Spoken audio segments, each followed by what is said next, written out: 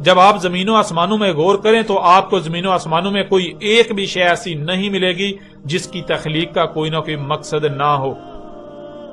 کوئی ایک بھی مخلوق ایسی نہیں ملے گی جو بغیر مقصد خلق کی گئی ہو اور پھر وہ اس مقصد کو پورا نہ کر رہی ہو سوائے حضرت انسان کے. انسان واحد ایسی مخلوق ہے جسے دنیا میں آنے کا مقصد کیا ہے اس کا علم ہونا تو دور، بلکہ اسے خود اپنی ہی ذات کا علم نہیں کہ وہ کون ہے. مثلا اگر آپ کے ہاتھ کی طرف اشارہ کر کے آپ سے پوچھا جائے، آپ سے سوال کیا جائے کہ یہ کیا ہے، تو آپ فوراً جواب دیں گے کہ یہ ہاتھ ہے. اور جب آپ سے یہ سوال کیا جائے کہ یہ کس کا ہے تو آپ فوراً کہیں گے، فوراً جواب دیں گے کہ یہ میرا ہاتھ ہے. اسی طرح پاؤں کی طرف اشارہ کر کے پوچھا جائے کہ یہ کیا ہے تو آپ فوراً جواب دیں گے کہ یہ پاؤں ہے. اور جب یہ سوال کیا جائے کہ کس کا ہے تو فوراً جواب دیں گے کہ یہ میرا پاؤں ہے، یعنی یہ میرا ہے. اسی طرح بتدریج آپ کے جسم کے تمام اعضاء کے بارے میں سوال کرتے کرتے آپ کے پورے جسم کی طرف اشارہ کیا جائے اور آپ سے پوچھا جائے کہ یہ کیا ہے تو آپ جواب دیں گے یہ جسم ہے. اور پھر جب آپ سے یہ سوال کیا جائے کہ یہ کس کا ہے، یعنی یہ جسم کس کا ہے، تو آپ اس کا جواب دیں گے کہ یہ جسم میرا ہے، یہ میرا ہے.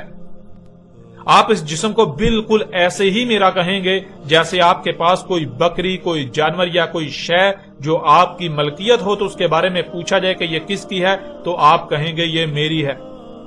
یعنی اس شے کو آپ اپنا وجود نہیں قرار دے رہے، آپ اس شے کو اپنا وجود نہیں کہہ رہے، آپ اس شے کو اپنا آپ نہیں کہہ رہے.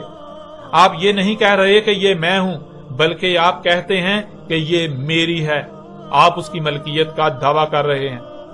آپ الگ ہیں اور وہ شے الگ ہے. بالکل ایسے ہی جب آپ کے جسم کے بارے میں آپ سے پوچھا گیا کہ یہ کس کا ہے تو آپ نے کہا، آپ نے جواب دیا کہ یہ میرا ہے، جس کا مطلب بالکل واضح ہے کہ یہ جسم آپ نہیں ہیں بلکہ آپ کوئی اور ہیں. آپ اس جسم کی ملکیت کا دعویٰ کر رہے ہیں بالکل ایسے ہی جیسے آپ نے اس بکری، جانور یا اس شے کے بارے میں دعویٰ کیا کہ یہ میری شے ہے. یہ جسم آپ نہیں ہیں. اور اگر اس قدر حق واضح ہو جانے کے باوجود بھی کوئی یہ کہتا ہے، کوئی یہ کہے کہ یہ جسم ہی میں ہوں، تو پھر سوال یہ پیدا ہوتا ہے کہ اس جسم سے پہلے تم کیا تھے، کون تھے، کہاں تھے؟ اور جب یہ جسم میں میرا کرنا چھوڑ دیتا ہے، یعنی اس کی موت ہو جاتی ہے، تو تب تم کہاں جاتے ہو؟ وہ کہاں چلا جاتا ہے جو میں میرا کہہ رہا ہوتا ہے؟ وہ کون ہے؟ جب بھی کسی سے یہ سوال کیا جائے کہ اب بتاؤ کہ تم کون ہو، وہ کون ہے جو اس جسم کو میرا کہہ رہا ہے، تو شاید ہی کسی کے پاس اس سوال کا جواب ہو. کیونکہ اس سے پہلے تک تقریباً ہر انسان اسی 5 سے 6 فٹ کے جسم کو اپنا آپ ہی سمجھتا رہا اور اپنی ہی ذات کو بھولا رہا. اسے علم ہی نہیں تھا کہ یہ جسم وہ نہیں بلکہ یہ جسم اس کا ہے، جس وجہ سے اس کے پاس اس سوال کا جواب ہی نہیں ہوگا کہ وہ کون ہے، اس کی اپنی حقیقت کیا ہے. جس سے یہ بات بالکل کھل کر واضح ہو جاتی ہے کہ حضرت انسان تو خود اپنی ہی ذات کو بھول چکا ہے. وہ اپنے آپ کو ہی ایسے بھولا ہوا ہے جیسے کہ اس کا اپنا کوئی وجود ہی نہ ہو، اور وہ آج تک اس 5 سے 6 فٹ کے مادی جسم کو اپنا آپ سمجھتا رہا. ناظرین، یہ معنی ہے عربی کے لفظ انسان کے.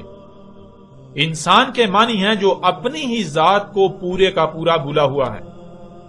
اب جسے اپنی ہی ذات کا علم نہیں، بلا اسے یہ کیسے علم ہو سکتا ہے کہ اس مادی بشری جسم کے ساتھ اس دنیا میں وہ کیا لینے آیا، کیا کرنے آیا، اس کی تخلیق کا مقصد کیا ہے؟ یوں انسان کو جب اس مقصد کا ہی علم نہیں تو وہ اس مقصد کو پورا کیسے کر پائے گا؟ وہ اس مقصد کو پورا ہی نہیں کر پائے گا.